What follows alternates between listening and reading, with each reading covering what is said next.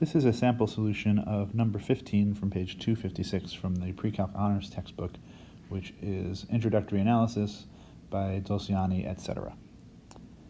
A man 6 feet tall walks with speed 8 feet per second directly away from a lamppost on which the light is 18 feet high. Find the speed of the tip of his shadow and also the rate at which his shadow is lengthening at the moment he is 36 feet from the post.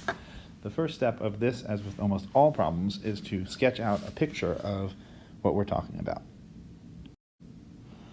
So we have a lamppost on the ground, and a little away from that we have the guy. And the lamppost is casting light, and the light ends up creating a shadow. So our shadow is going to be this region here. That's the shadow of the guy. The guy is moving over at 8 feet per second. And then we should label our other quantities that we know.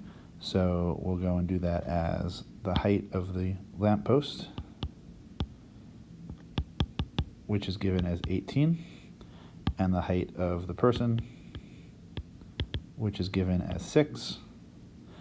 And then my picture's gotten a little complicated, so I think I'm going to resketch it and work from that resketch. So really I have some triangle, and then we slice that triangle to get the other bit. And we have that this is 18 and that this is 6. Then we need to actually assign some variables. What we're interested in at least in part A, is the speed of the tip of the shadow. So we're talking about how fast that point moves outward. I'm going to call that whole length L. And we're going to say where the guy is at the moment, I'm going to call X. And so for part A, I'm looking for dl dt. And then, because we have the shadow itself, which is this length, I'm going to call the length of the shadow S. All right, well, that's not well labeled, but S. And then part B is asking for ds dt.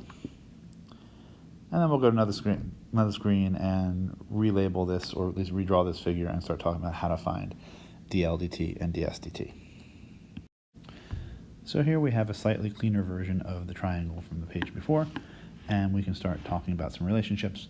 Our key relationship here is going to be similar triangles that we have, because basically the large triangle and the projected triangle, the shadow, are similar because they share some angles and they're both right angles. So we know that lengths of sides will be in proportion. So I can say something like the height of the guy divided by the height of the lamppost is the same as the length of the shadow, which is L minus X, over the total length of the end of the shadow from the lamppost, which is L. H over H over big H is 6 over 18. So we're left with that 1 over 3 equals L minus X over L, or L equals 3 times L minus X, L equals 3L minus 3X, or 2L equals 3X, or L equals 3 halves X, meaning that the length between the edge of the shadow and the lamppost is always 3 halves, however far the guy is from the lamppost. Remember, what we're looking for, though, is dl dt. So we basically just do that by applying dl to both sides. So we say d dt on both sides of our earlier equation,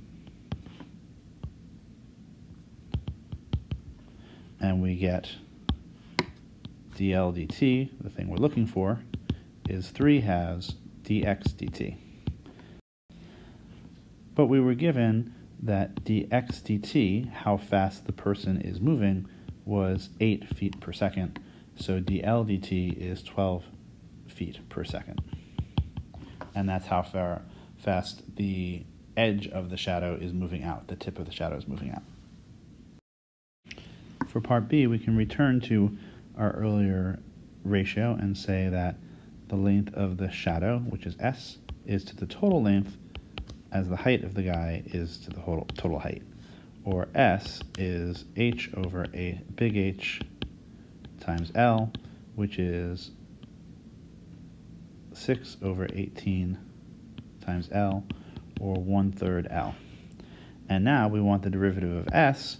We want to know how fast this shadow is growing, so that would be ds dt, which we can apply straight here to say is 1/3 dl dt, which is 1/3 of the 12 feet per second, or just 4 feet per second. To sum up, once again, the basic process is to draw a picture, to set up some relation among the variables in that picture, and then take the time derivative on both sides. This will generate ddt's of the things that you want, and then you algebraically relate them. And that's really just about it.